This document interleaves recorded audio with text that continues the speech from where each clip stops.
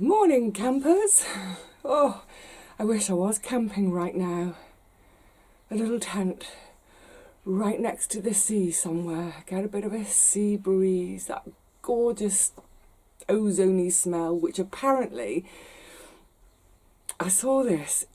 What did I see? I can't remember now, but apparently that kind of seasidey smell, it's either seaweed or plankton, or it's one or the other of them farting. That's their fart smell. Oh, yay, love it. Yeah, I would love to be beside the sea at the moment. I think it's probably quite a bit cooler around the coast at the moment than it is in London. It was supposed to be cooler today. I think it is cooler, but we still have this mogginess that's just like, it's, what did I say the other day? It's like, yeah, it's like a big wet, warm blanket that just sits on you. You know what, any of you who live in cities will know what I'm talking about. Cities in the summer. I love it on the one hand, but not for when I'm working. Anyway, it's also an overcast day, so that's perfect for what I want to do today. And in a way, the theme of today is adapt and survive. Never give up. Yeah. So here we are, middle of June. Well, fast approaching the middle of June. You'll have seen I finally got my squash in. Thank goodness. I've got one more really big job to do in the garden, and that is to build all my bean arches and to then transplant all the pot sown, started climbing beans into their growing positions. There are about 100 bean plants to plant out. That's going to be an all-day job. I haven't got all day today, so the bean arches beans, that will happen in the next few days. Oh, sorry, wriggle, can't get comfy. Yeah, within the next sort of 2 or 3 days or so. The pot sown beans, they are jumping out of their pots. So yeah, it's high time to get them into the garden when I can. Never mind that, that's another day. Today, it's all about, yeah, adapt and survive. Apart from the beans, I've got 3 beds out there which are completely empty. Well, bar for about 4 Coco de Pan poles poking up, 1 carrot.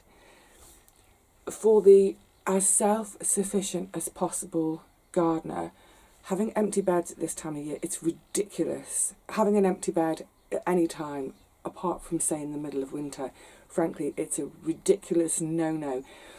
An empty bed now is like having an empty pantry cupboard come the winter. You just don't do. So the beds I'm talking about, the Coco de Pan pole bed, hopefully I'm going to remedy that. Hopefully those late sowings of Coco de Pan pole will come good. Fill that bed up. Great. The other 2 beds, the carrot bed and the fennel/celery bed. As you know by now, I showed at the beginning of June in that tour, and I was keeping the faith. 4 rows of carrots sown, 1 tiddly little carrot came up. Unbelievable.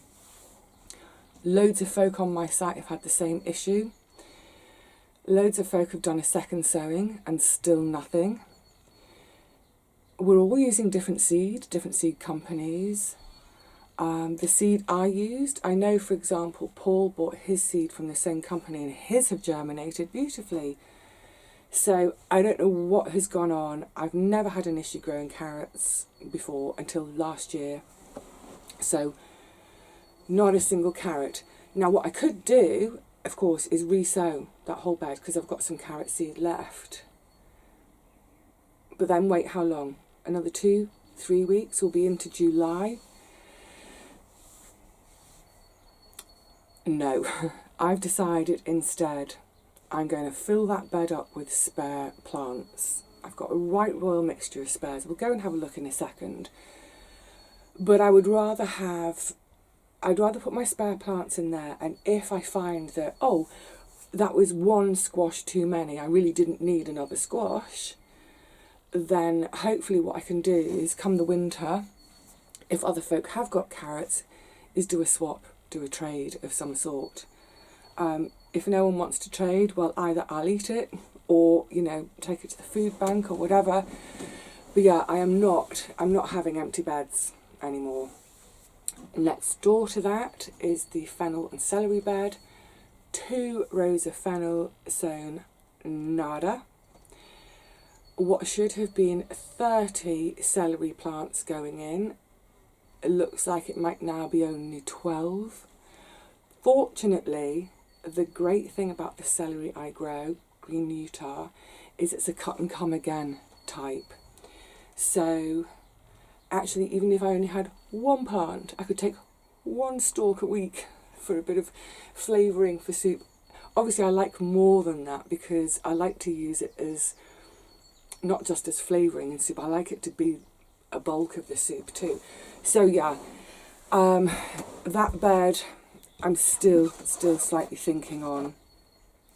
And the other thing at this time, not the cocoa de pampol, but looking at, say, the rockencourt and the chickpea bed where I direct sowed, there are gaps in germination, they need plugging. What seems to be across the board for all my friends here, and I've spoken to loads of folk about it over the last 2 weeks, and really by now, things seeded at the beginning of May. You know, they should be here. I know we were cold in May, but the last 2 weeks have been gloriously warm. Excuse me. What seems odd across the board is focus saying that the things that they've sowed directly into the ground just aren't doing anything. In the past, I always preferred to do everything direct. 2 reasons. One, it saves on the cost of compost for seed trays or pots or whatever, so it saves on that cost. But also it saves on the faff of then having to transplant everything, and because it takes ages to get things planted out. I mean, look at me yesterday, that was what, 22 squash planted out in the end. Okay, I had all the bed prep and stuff, but the actual planting was probably over an hour to get those 22 plants in. Anyway, so yes, in the past I've always preferred to direct sow, and some things like carrots and parsnips you really do need to do them directly because they hate root disturbance. But going on what I've seen this year, I'm thinking ahead for next year already. This is the thing about gardening. You know, you don't want to really draw a conclusion from one season. But if you see a pattern developing, then you can start to draw conclusions. And my conclusion is that whenever I start things in pots, they do better. It means transplanting, but they do better. So the other day I was mentioning I've worked out that plan for next year already, because I am going to be on it next year. Part of that will be to start way more stuff in pots. I think probably all my beans. Yeah. So, plugging gaps today. There's a couple of things I want to show you as well. Actually, this is on the word of disappointment. Sorry, I know I'm being a bit wordy this morning suddenly, but there's kind of lots I want to share. A couple of days ago, you'll have seen the video where I planted my really sickly looking cucumbers in the ground, and as a belt and braces backup, I sowed some seeds. You'll have also seen, following that video, you'll have seen the video of me trying to save as many brassicas as I could. And I was particularly disappointed about my red curly kale, because the plants had been looking fantastic literally one day before the rain. And I rescued, I think, 12 in the end, but some of them, they just looked like a bit of stalk. I'll show you them in a minute. 5 days later, they have perked up. So I think that's the point, isn't it? Is that we have disappointments in the garden. We have real letdowns, whether it's damage from slugs, all sorts of other pests. I know all around the world you will have different pests that you deal with. So yes, we have the disappointments when we lose things to the pests. We have that huge disappointment when we spend hours seeding the beds and then nothing comes up. You know, if only gardening were as simple as opening a packet of seeds and chucking them in the ground. but it never is. So we have those disappointments too. And it's okay to acknowledge feeling a bit disheartened about it and disappointed by it, but you've got to quickly shove that to the side and get on. No year is ever going to be perfect in the garden. No year will you ever have 100% germination from everything. It's just not going to happen. So yeah, I think the quicker you can put your disappointments to one side and carry on, the better. And in terms of carrying on, it's that thing of just be flexible, be adaptable. You might have set your heart on having a bed full of carrots. If it's not going to happen, just flex and say, okay, it's going to have tomatoes in it instead, you know, so long as the beds have got something growing. Oh, that's a very grunty sounding strimmer. Is it a strimmer? Can you hear it? You probably can. Yeah, so adapt and survive. There's no space in the self-sufficient garden for bare beds through the summer. Crazy. Right, let's go outside and let me show you in situ some of the things I'm talking about. And let me show you the kale, because what I hope by showing you this is, in the space of 5 days, the change. I hope that that will give some of you hope when you have pest disasters.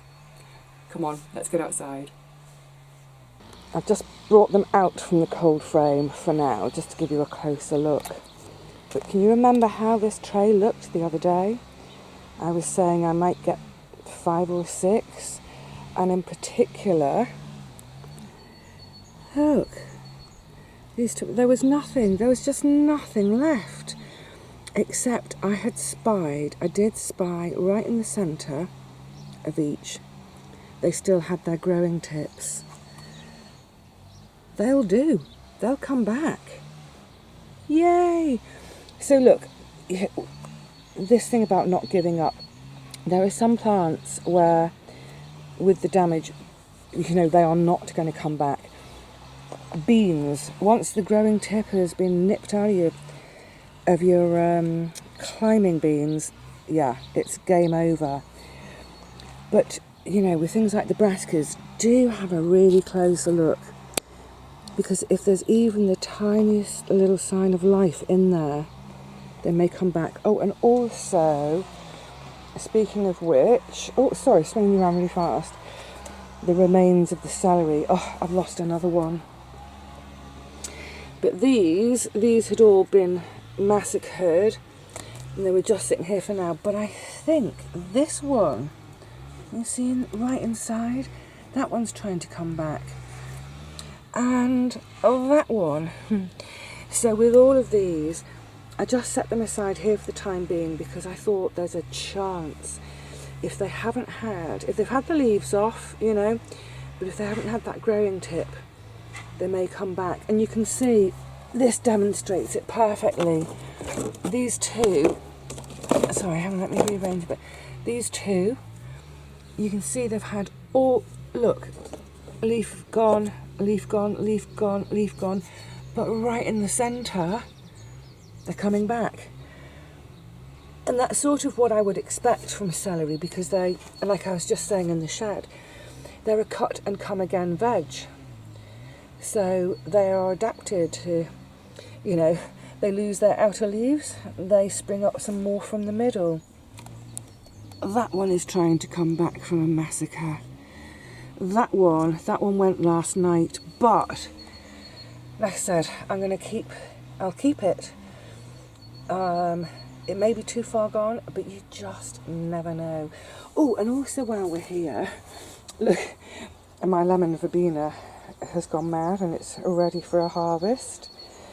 But down here, do you remember about a month or so ago, this rose cutting from Paul? Look, it's up to here now.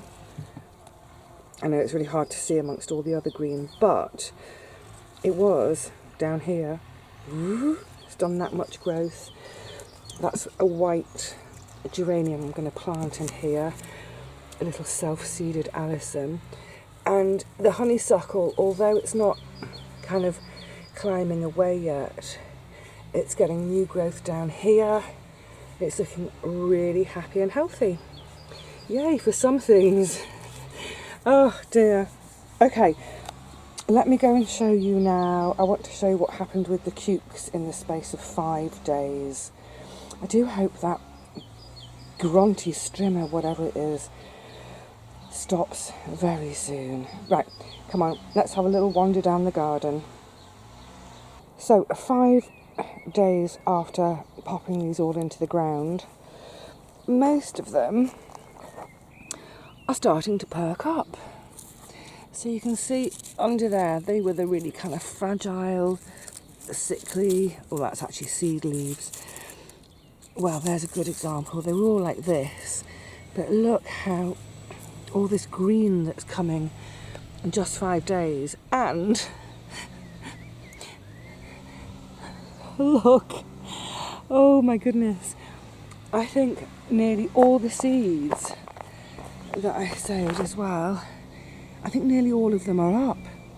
Good grief, I'm going to have far too many. But what this also makes me think is, maybe they are something I could do direct, after having just said do things in pots instead. So you can see the ones that I put in, yeah, most of them perking up. This one, I don't know if it's too far gone, but talking about the growing tip, you see in there is life there. That one was nibbled. So I have conceded in the last couple of days to a sprinkle of, it's the organic certified sug pellets. It's the ferrous oxide ones. So yeah, they can perk up. Now, here we go. Empty bed number 1. Well, apart from the leeks are coming along nicely. So yeah, empty bed number 1, empty bed number 2. Purposely empty, but that needs for all this chard to go in there. Rock and corn chickpeas, let's go and have a look, see how they're doing, and I'm going to plug some gaps today. So you can see with the chickpeas, no germination, intermittent. I'm going to re-sow those today. Rock and core, which I've never had issues with before.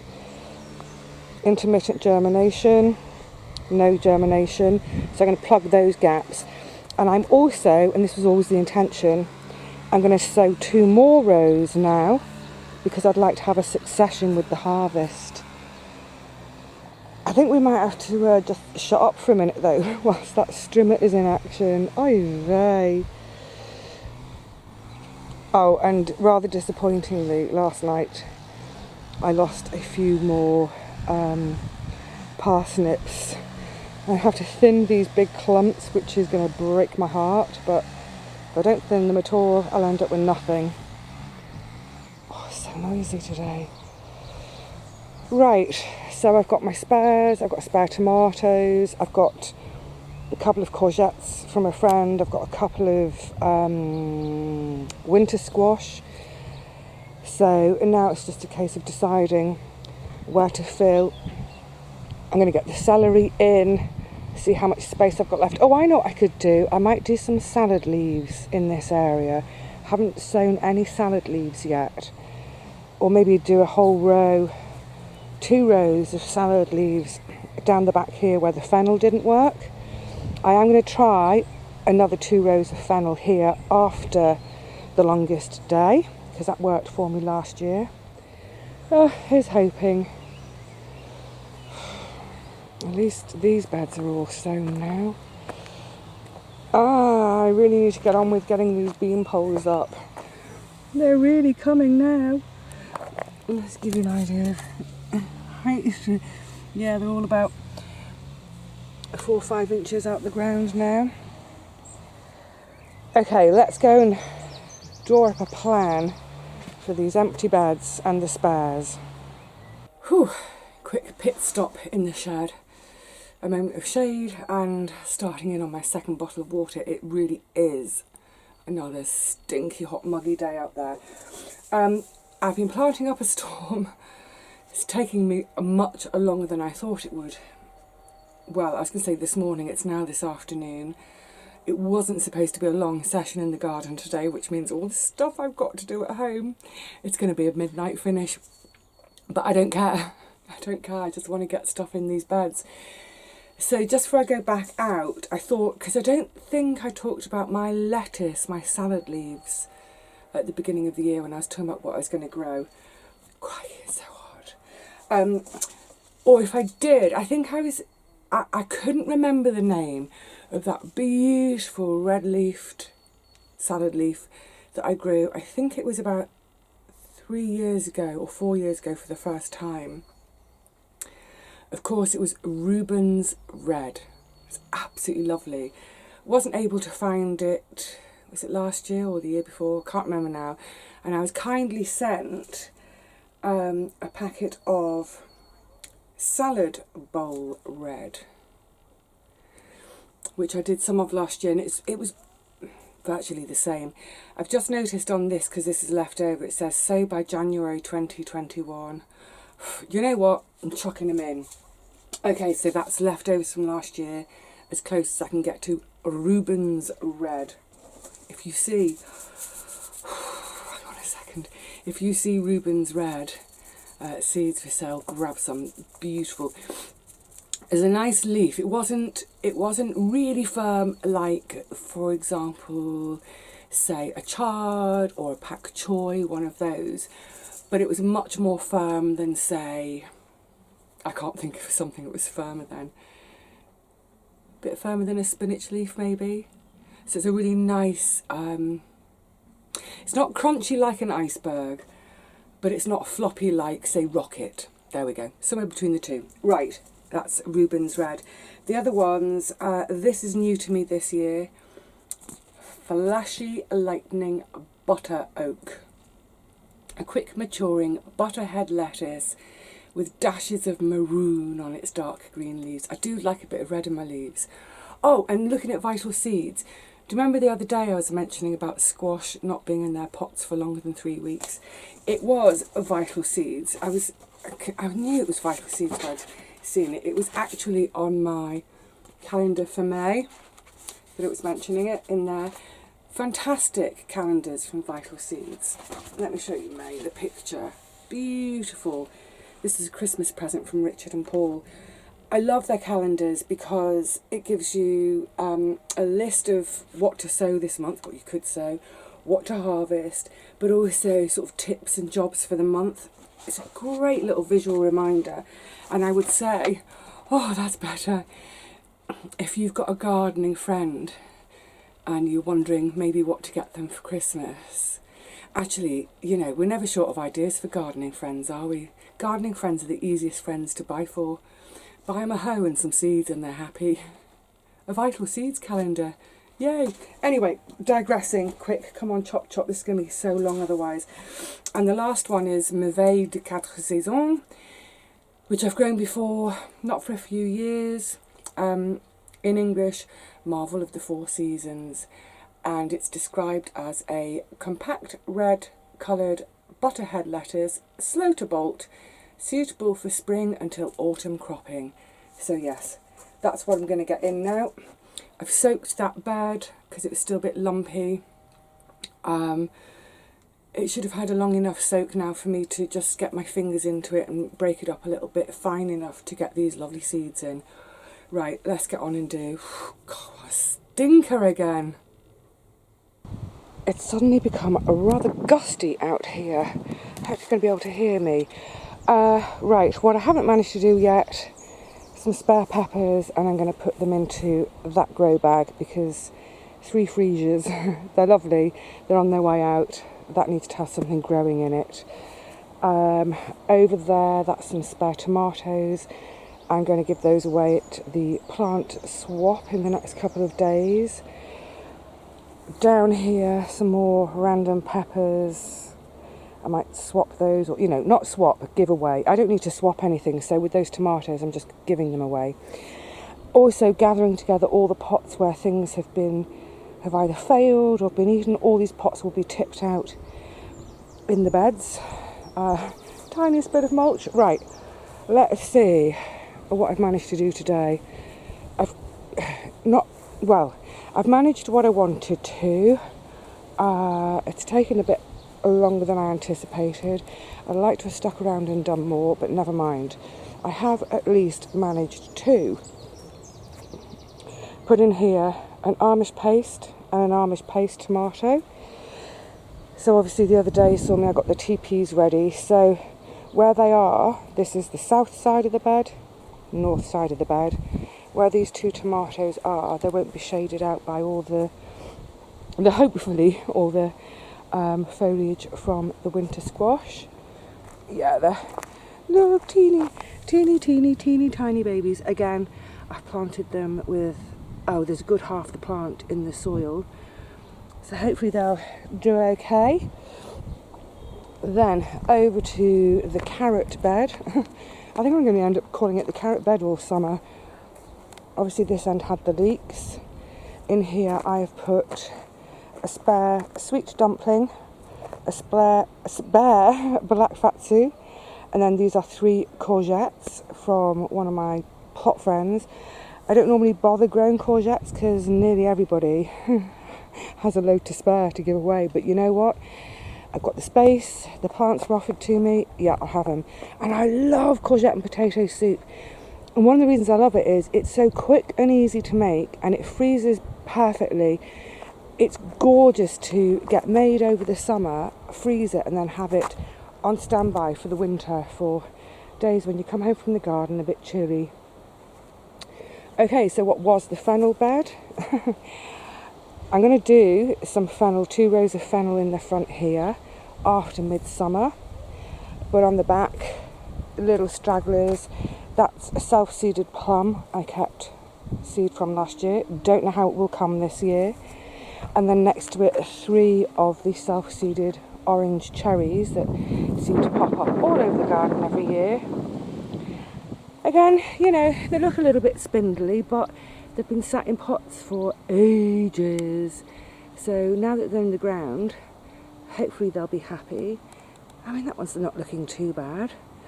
But yeah, hopefully they'll get away. Next door, 4 rows of, this is the 4 rows of salad leaves I've just done. I've forgotten the name of one of them already. What was it called? Flashy, I've just written flashy. The flashy, was it flashy butterfly? Merveille de Quatre Saisons. And then, because the seed was supposed to have been used by now, I've done 2 rows of the red salad bowl. And what I'm expecting is, if they don't come up at all, I'll quickly pop in another row of the Merveille de Quatre Saisons. Yay! Next door to them, my little celery babies. Oh my goodness. I hope you guys do okay. I'm going to have to leave you alone in a minute. I'm going to have to leave you alone all night. You have to fend for yourselves. Yes, I think I might put a few pallets down. They always look so spindly when they go in. But, you know, within 3 or 4 weeks, they'll really start to chunk up. The great thing about all of these things that I've done today is, because apart from the salads, because I save my own seed, I always have way more seed than I need, so I can reseed a bed, or when I'm actually sowing, when I do my at-home sowings, if I want 20 of a plant, I can easily sow 40, so that if there are mishaps, you know, or things to give away, it's great. So yeah, save your own seed, because you get far more when you save your own than when you buy a packet. Right, on to this bed, the module sown chard, they're all out now. I haven't thinned them at all, so they're in their little clumps.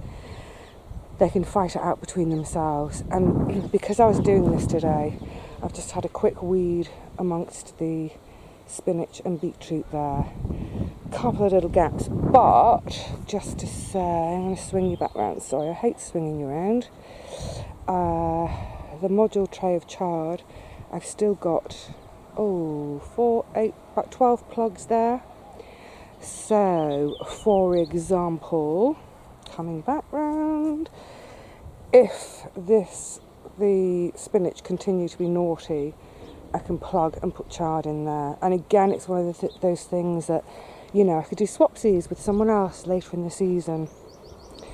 Okay, the rocking corn chickpea bed. In the chickpeas, you can probably see where the ground is disturbed. Where I've either had non-germination or maybe mice have nicked them, I'm not sure. I've just re-sown today, popped a load in there. Likewise here in the rocking core where I had gaps, re-sown. And then this was planned anyway, a successional sowing, so that's 2 whole rows sown today.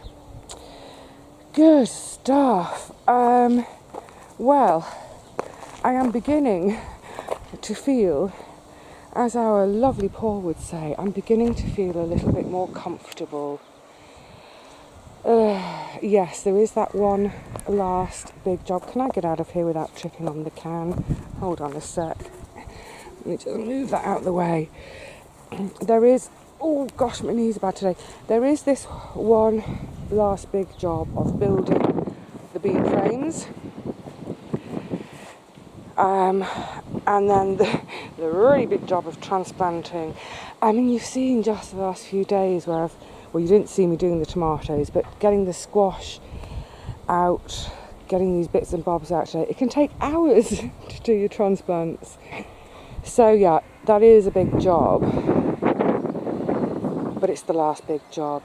And then, hopefully I will be into tomato tinker time. Are you flowering already, you crazy thing? It's flowering already. Oh my goodness. You little eager beaver. Oh, and there's your first side shoot to nip out. And another one. Oh, I think that's going to be a little treat job for me next week, as a sort of, it would almost be like a day off. Come to the garden and do tinker things like pinching tomatoes, tying in tomatoes. I need to trim my edges. They're well overdue a trim. It hasn't been important enough in the last few days. This lot was what was important. They look okay today. Yeah, they all look like, obviously the first thing I did when I arrived this morning was come straight over to check that they were all still intact, not attacked during the night, and they were. So yeah, I'm really, really starting to breathe a sigh of relief, feel a bit comfortable. I'm just going to bring you around this way because I showed you the, oh gosh, I'm wobbly today. I showed you the purple sprout. I showed you the red curly kale. I'll just give you a quick look at how all the others are doing too. Oh, can we get in? Let's get under the netting. So over in that big tray at the back, that's the calabrese, that's the head-forming broccoli. These 2 trays here, this is the purple sprouting broccoli. They all look grand. That's the kale I showed you earlier. The lovely little cavolineros, and then right at that far end there's some Savoy cabbage. So, I don't want to count my blessings too soon, but it looks like I'm going to have some really nice brassicas to plant out as the summer garden starts to come out. The first of which will be the broad beans. They will be, when they come out, the red curly kale will go in, garlic to come out, and then in its place will go purple sprouting broccoli. Oh, yes, getting there. Nearly there. Now it's that time to, I'm nearly at that stage, should I say, of just leaving it all to its own devices, let it just get on with growing. And something else that's getting on with growing, look at these lavender flower spikes. Hang on, I'm just moving backwards, I'm really wobbly today, it's ridiculous. Let me give you a sense of how tall they've grown. The bushes are down here. This is all flower spikes. Isn't that gorgeous? And just like I have the chives to come out before the lavender, I also have tucked in here this beautiful wee scabious to give me, trying to find my way through the lavender. Yeah, I have this scabious in here to give me some really lovely little bit of colour before the lavender is out. How pretty. Oh, I must top up the drink station for the insects. But yeah, lovely, pretty scabious. Gorgeous. That's the best shot for you. Oh my goodness, I'm going to be asleep in a minute with the scent of this lavender that's all around me. Pretty, pretty, pretty. Alright my lovelies, I'm going to leave it there today. I'm pooped again. It's the weather. It's because it's so humid, it just, wow, it's very, very enervating, isn't it? Oh, this green is so refreshing to just look on it, isn't it? Yeah, I'm chuffed. I'm chuffed to get those gaps filled today. And in another couple of days, I'll be chuffed when the bean poles are up. And, oh my goodness me, of this lot are all planted. I mean, they've shot up in the last couple of days. They've gone mad. They really want to go out. They want to go out. Oh, and I want to go in. All right, lovely people. I will see you all again really soon, I hope. In the meantime, yeah, keep at it and just adapt. Just, she says, as if it's easy, but it can be if you set your mind to it. If something goes wrong, if it doesn't turn out how you planned, how you expected, you know what? Change your plan and make something work for you. Just something is better than nothing. All right, lovelies. Cheerio.